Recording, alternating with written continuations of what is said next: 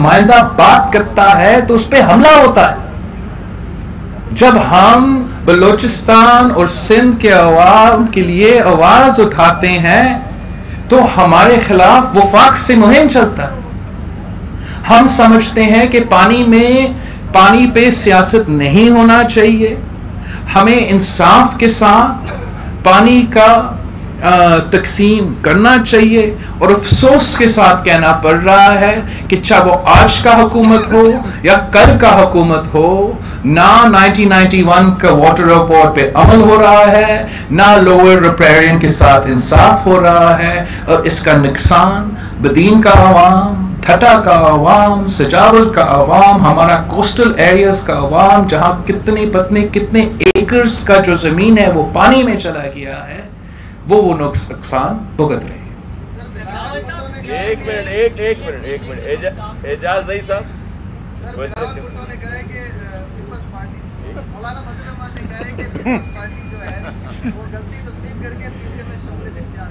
Sir आपको शायद गर्मी ज्यादा लग रहा हो। हम मौलाना फजल रहमान साहब के लिए बड़ा हम इज़्ज़त करते हैं, एहतराम करते हैं और हमेशा JUI का और JUIF का पाकिस्तान पीपल्स पार्टी के साथ एक अच्छा ताल्लुक़ और राब्ता रहा है। मगर पाकिस्तान पीपल्स पार्टी अपना नज़रिया पे, अपना उसूलों पे सियासत कर रहे हैं। हम इज़्ज़त के साथ सियासत करते हैं और अपना मौक़िफ़ तब्दील नहीं करते। तो हम समझते हैं कि जो वाकई जमहूरियत का बहाली चाहते हैं, सिविलियन सुप्रीमेसी चाहते हैं और इमरान ख़ान को का मुखालफत करना चाहते हैं, इस नालायक नाअहल सेलेक्टेड हुकूमत जिसकी वजह से पाकिस्तान के अवाम परेशान हैं, अगर वो उनका मुखालफत करना चाहते हैं तो पाकिस्तान पीपल्स पार्टी का मुखालफत करने के बजाय हमारे अपोजिशन को, दोस्तों को, हुकूमत को निशाना बनाना चाहिए।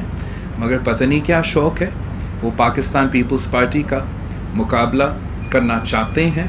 तो अगर करना चाहते हैं तो कोई रोक नहीं सकता, अब ज़रूर मुखालफत करते रहे, मगर जवाब अपने बदीन के अवाम की तरफ भी सुना है। असलम कायम खानी साहब, असलम साहब, हम आपको खुशामदीद करते हैं।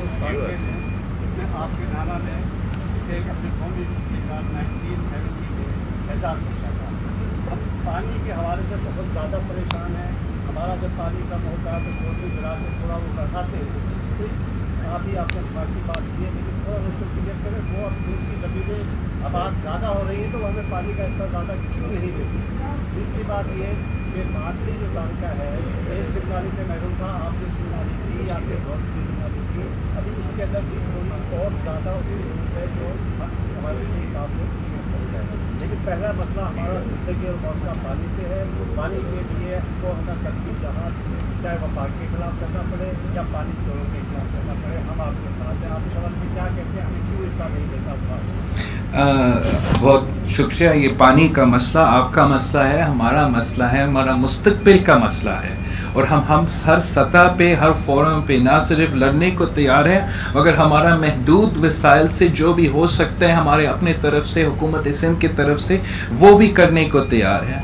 हमने पिछले हुकूमत से लेके आज तक जो लाइनिंग कनाल्स का लाइनिंग किया है, उससे हम समझते हैं कि लोअर हमारा टेल एंड को ख़ास तौर पे, ये मेरे सामने सिक्योरिटी आदमी अगर हट जाएगा ना तो मैं जर्नलिस्ट को देख सकूँगा।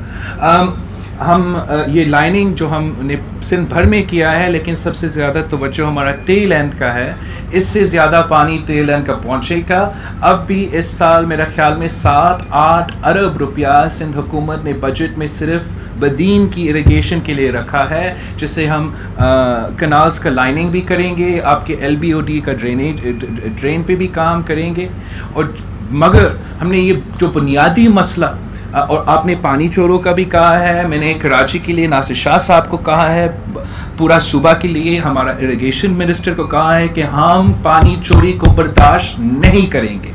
जो भी हो, जहां भी हो, जिससे भी ताल्लुक़ रखे, सिंध हुकूमत पानी चोरी को बर्दाश्त नहीं करेंगे। अगर नाइंसाफ़ी हो रहा है, हम सबको कम पानी मिल रहा है, तो जो कम पानी मिल रहा है उसको हम सही इस्तेमाल करके आवाम को जितना फ़ायदा पहुंचा सके वो भी हम ज़रूर पहुंचाएं। मगर हमने अपना बुनियादी इशू का हल करना है। हमने कम से कम 1991 वाटर अकॉर्ड को शॉर्ट और मीडियम टर्म में, तो कम से कम 1991 वाटर अकॉर्ड पे अमल हो, और हमारा जो टारगेट होना चाहिए वो एक नया कंसेंसस पैदा करने के लिए, एक नया कंसेंसस पैदा करने के लिए जो मुसवात पे, बराबरी पे, इंसाफ की बुनियाद पे पानी की तकसीम हो। Thank you. इमरान अब्बास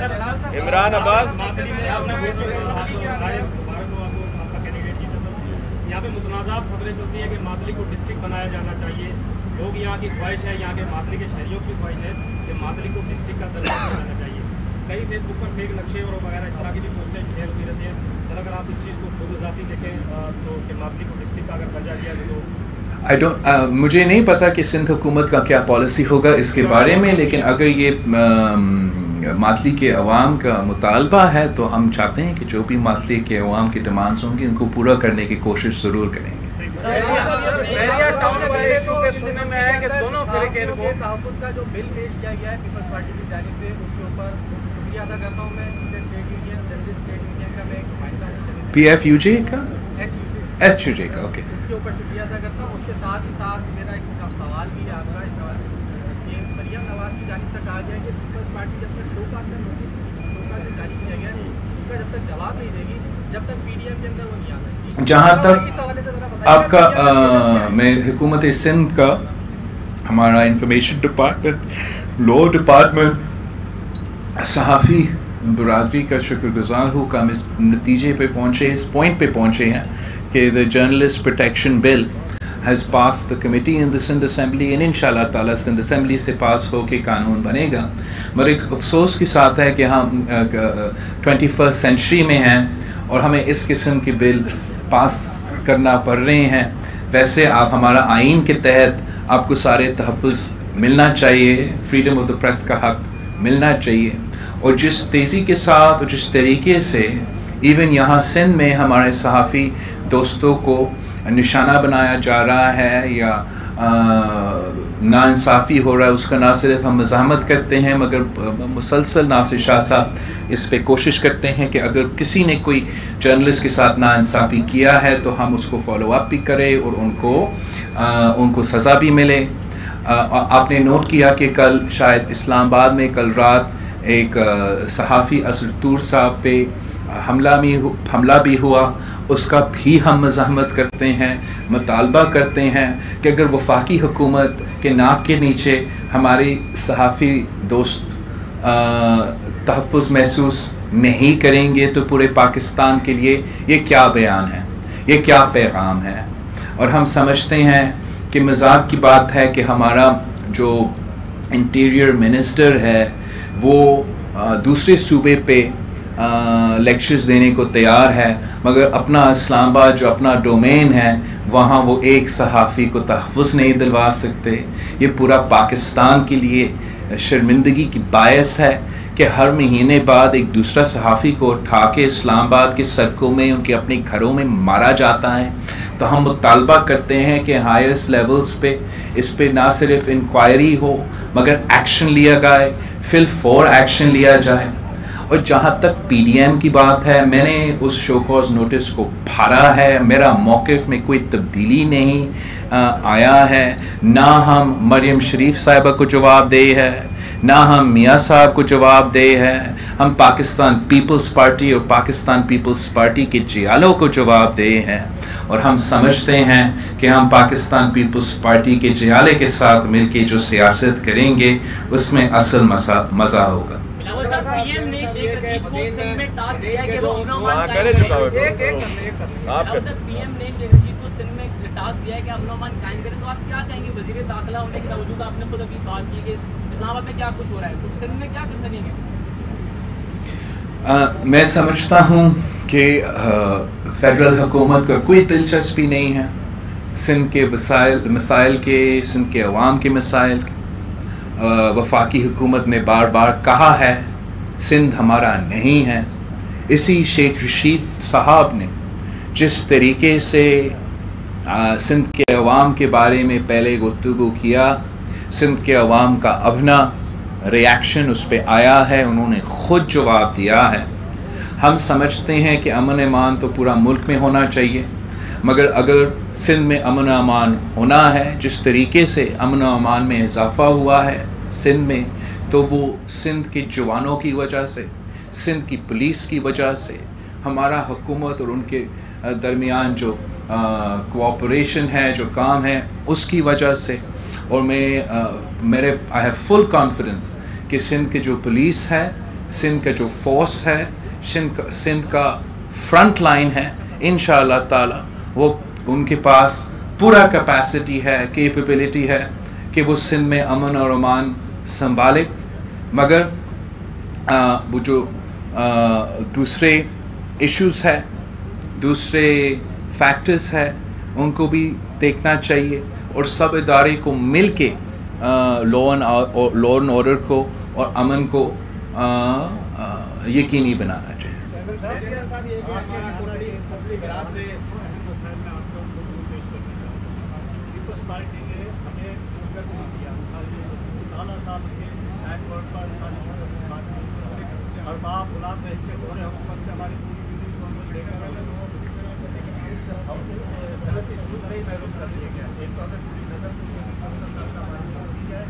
दूसरा आदमी को जिला बनाने के हवाले से पीपल्स पार्टी के चेयरमैन के क्या फैसला करना। अब मैंने आपसे भी दूसरी दफ़ा सुना है कि मातली के अवाम चाहते हैं कि ये ज़िला बने, और पहले दफ़ा इधर से सुना है। तो आपका जो मौक़िफ़ है, मैं पार्टी के साथ और हुकूमत के साथ ज़रूर उसको रेज़ करूँगा, जैसे पॉलिसी बनूँगा उस पर।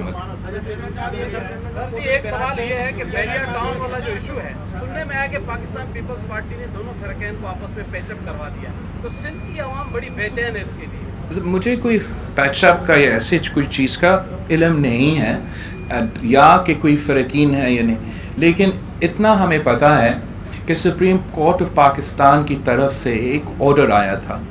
उस ऑर्डर के मुताबिक हम समझते हैं कि अमल होना चाहिए, इम्प्लीमेंटेशन होना चाहिए, और उस ऑर्डर के मुताबिक सिंध के अवाम को उनका हक मिलना चाहिए। जो हम आपको याद होगा कि बारिशें भी हुए थे, और बारिश के दौरान भी मैंने सिंध का दौरा किया था जहां हमें नुकसान हुआ था, और उस वक्त भी हमारा मुतालबा था, आज भी हमारा मुतालबा है कि जो अवाम का कॉम्पनसेशन है, जिससे हम उनको पानी दे सकते हैं, उनको स्कूल्स दे सकते हैं, उनको सेहत दे सकते हैं, उनका पैसा है, उनका हक है, वो फिलफौर उनको दिया जाए। मैं चाहता हूँ कि सिंध में बिज़नेस हो, सिंध में मुआशी तरक्की हो। मैं चाहता हूँ कि जो भी चाहता है वो बिज़नेस करे, वो अपना बिज़नेस करे, अपना कमाई करे। अगर वो बिज़नेस करेंगे तो आवाम को रोज़गार मिलेगा, मुआशी तरक्की होगा। मगर हम किसी की बदमाशी नहीं बर्दाश्त करेंगे, वो जो भी हो, हम किसी का बदमाशी बर्दाश्त नहीं करेंगे। बिज़नेस करे, 100 बिस्मिल्लाह करे, किसी का बदमाशी बर्दाश्त नहीं करेंगे, चाहे वो ये हाउसिंग वाले हो या कोई और हो। तो ये हमारा पॉलिसी होगा और इंशाल्लाह ताला इसी पे इम्प्लीमेंट करेंगे। एक इशू है सर, ये प्रेस के सब दोस्त जो है उनका ये 3 दफ़ा पहले रॉकर ने दिया था, शहीद कैमल अली शाह जब वज़ीर आला थे, उन्होंने खुद प्रेस क्लब में ऐलान किया था शहीद बेनज़ीर भुट्टो अटराजी। वो सीएम साहब को भी 2 दफ़ा, सीएम साहब के साथ और भी है ग्रांट है प्रेस क्लब की, पर अभी तक कोई सीएम साहब ये शहीद के नाम पे है। हमारा प्रेस क्लब आपको पता है, हम काम करते हैं प्रेस क्लब के साथ, सपोर्ट करते हैं। मैं खुद फॉलो अप करता हूँ। ये मेहरबानी होगी सर। किसी भी शाख की अभी तक लाइनिंग नहीं हुई है, पानी की जो चोरी है वो बहुत ज़्यादा है, और आउटलेट गैर इरिगेशन वजीर कहाँ हो आप? सुहेल मैं बात करता हूँ सुहेल सर। देखो इसका मसला जो कर रहा है पता करेगा। आई एग्री विद यू, जिसका काम है मैं उनको कह रहा हूँ कि हल करें। सिंध हुकूमत जब अकार्ड 1991 पे क्लेम करती है कि हमें वो इंसान से या फीडल से नहीं मिल रहा, तो खुद क्या सिंध गवर्नमेंट अकार्ड 1991 पे अमल कर रही है कि सखर बैराज और कोटड़ी बैराज पे जो गैर मुनसिफाना पानी की तकसीम है उसके लिए बदीन वाले किसको कंप्लेन करें? मैं समझता हूँ कि आप इन सब से इंस्पेक्शन टीम बुला के और साबित करें कि हम इंसाफ करें। वफाक में अरसा पानी चोरी कर रहा है, लेकिन इधर जो हमारे बासर है वो पानी चोरी कर रहा है। 19 तारीख को भी 19 वाटर फोर्स आउटलेट गैर कानूनी तौर पर डीओ वाटर फोर्स लगाया गया, जो हम टेलवारों के हक पे जो मुसलसल डाका है और पानी की चोरी।